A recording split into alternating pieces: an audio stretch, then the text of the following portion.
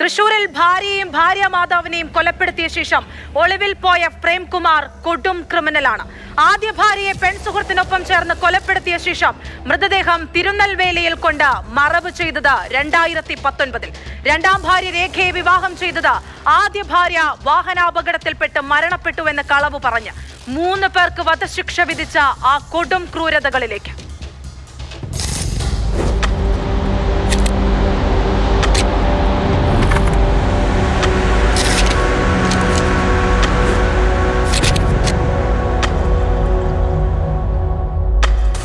ഒരു psychiatric patient പോലൊക്കെ ചിലപ്പോൾ പെരുമാറിക്കില്ലേ നമ്മുടെ അടുത്ത്. നമ്മൾ പറയുമ്പോഴത്തേക്ക് ഒരു ഇതൊക്കെ ഉണ്ടായിരുന്നു. സൈക്ക് നേച്ചറായിരുന്നു.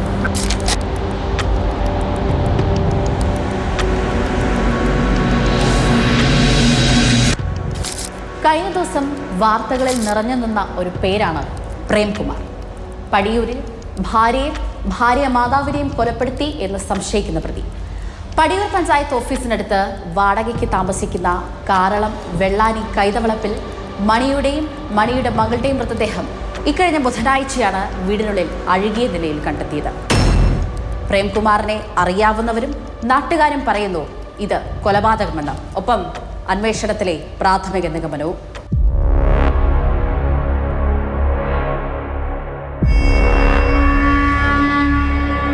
ഈ കൊലപാതകം എന്ന് പറയാൻ തന്നെ കാരണം സഹോദരി ഇവിടെ വന്ന് പറയണ 2 പേരെയും കൊന്ന് അവൻ പോയിട്ടുണ്ട്. അങ്ങനെയാണ് നാട്ടുകാരും എല്ലാവർക്കും ഇങ്ങനെ ഒരു സംശയം തോന്നുന്നത്. കൊലപാതകമാണോ അല്ലെങ്കിൽ ഞങ്ങൾ ആത്മഹത്യ എന്ന രീതിയിലായിരുന്നു ചിന്തിച്ചിട്ടുണ്ട്. ഇനി 2019 പ്രമാദമായ വിദ്യാകൊലക്കേസിലേക്ക്. പോലീസ് ഡയറിയിലെ സിനിമാ മോഡൽ കൊലപാതകം.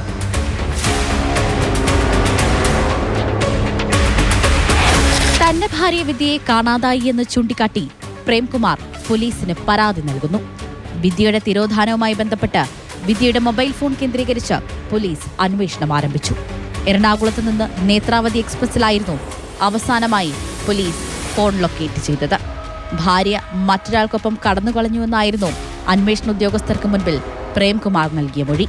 അന്വേഷണ കാലയളവിൽ മുൻകൂർ ജാമ്യാപേക്ഷ നൽകുക, അന്വേഷണ ഉദ്യോഗസ്ഥർക്കെതിരെ പരാതി നൽകുക, വിദേശത്തേക്ക് കടക്കാൻ ശ്രമിക്കുക തുടങ്ങി പ്രേംകുമാറിന്റെ അസ്വാഭാവിക പെരുമാറ്റം അന്വേഷണ ഉദ്യോഗസ്ഥരിൽ ചില സംശയങ്ങൾ സൃഷ്ടിച്ചു. തുടർന്ന് വിദ്യാതിരോധാനവുമായി ബന്ധപ്പെട്ട് പോലീസ് അന്വേഷണം കൂടുതൽ ഊർജിതമാക്കി. ഒടുവിൽ പിടിക്കപ്പെടുമെന്നുറപ്പായതോടെ ഒരു അന്വേഷണ ഉദ്യോഗസ്ഥന്റെ ഫോണിലേക്ക് പ്രേംകുമാർ ആ സന്ദേശം അയച്ചു: അവളെ എനിക്ക് കൊല്ലേണ്ടി വന്നുവെന്ന്.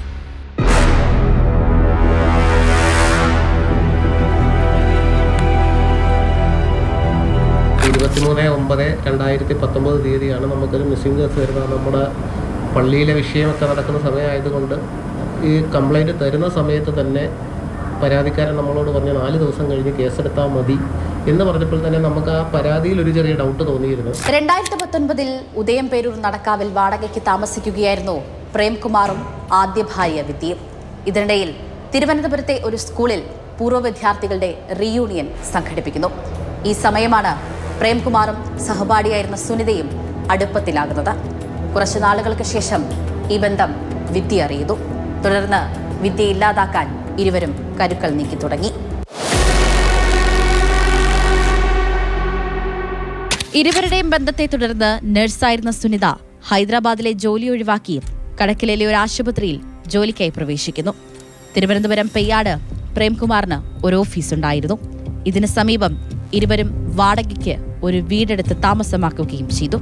ഇക്കാലയളവിലാണ് ഇവരുടെയും ബന്ധം വിദ്യ അറിയുന്നത്. കഴുത്തിന് അസുഖമുള്ള വിദ്യയെ ചികിത്സയ്ക്കായെന്ന് പറഞ്ഞാണ് പ്രേംകുമാർ തിരുവനന്തപുരത്തേക്ക് കൊണ്ടുപോയത്.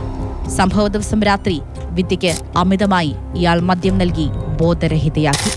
ശേഷം കഴുത്തിൽ കയർ മുറുക്കി വിദ്യയെ കൊലപ്പെടുത്തി. അന്നേ ദിവസം ആ വീട്ടിൽ മറ്റൊരു മുറിയിലുണ്ടായിരുന്ന സുനിത വിദ്യയുടെ മരണം ഉറപ്പാക്കി.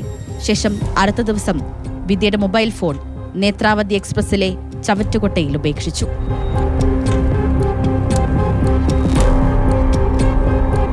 കൊലപാതകം നടത്തി മർഡർ പ്രൂവ് ചെയ്യുന്നത്, മരിച്ചു എന്ന് പ്രൂവ് ചെയ്യുന്നത് പെൺസുഹൃത്തായ സുനിത ബേബി. ഷീസ് നേഴ്സാണ്, ഹെഡ് നേഴ്സായിരുന്നു അവിടെ നേറ്റിങ്ങൽ ഹോസ്പിറ്റലിൽ. ഇവർ നേരെ വണ്ടിയിലെടുത്ത് ബാക്കിലിരുത്തി തോളെ കൈവിട്ടുകൊണ്ടാണ് കൊണ്ടുപോയി കളയുന്നത്. ഇത് ഈ നഴ്സായതുകൊണ്ട് ഇവർ വന്ന് പൾസ് നോക്കി മരണം പ്രൂവ് ചെയ്യും.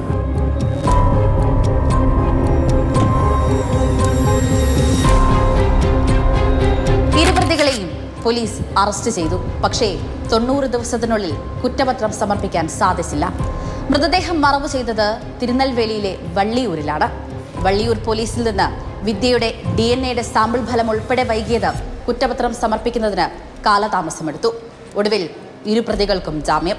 ജാമ്യത്തിലിറങ്ങിയ പ്രേംകുമാർ തന്റെ മുൻ ഭാര്യ അപകടത്തിൽ മരണപ്പെട്ടു എന്നറിയിച്ചാണ് രണ്ടാമത് രേഖയെ വിവാഹം ചെയ്യുന്നത്. രേഖയും അമ്മയും കൊലപ്പെടുത്തിയ ശേഷം രേഖയുടെ മൃതദേഹത്തിനരികിൽ അയാൾ ഒരു കത്തെഴുതി വെച്ചു. ഇവൾ മരിക്കേണ്ടവൾ തന്നെയെന്ന്.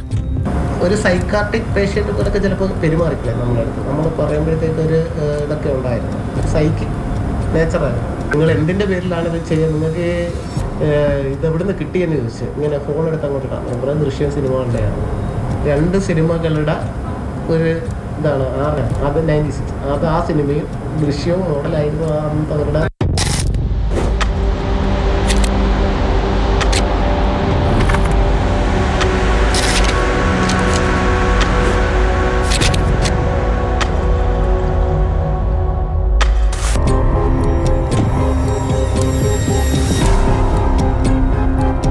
ആദ്യ ഭാര്യയെ കൊലപ്പെടുത്തി 6 വർഷത്തിന് ശേഷം രണ്ടാം ഭാര്യയെയും ഭാര്യ മാതാവിനെയും കൊലപ്പെടുത്തിയ നരാധമൻ.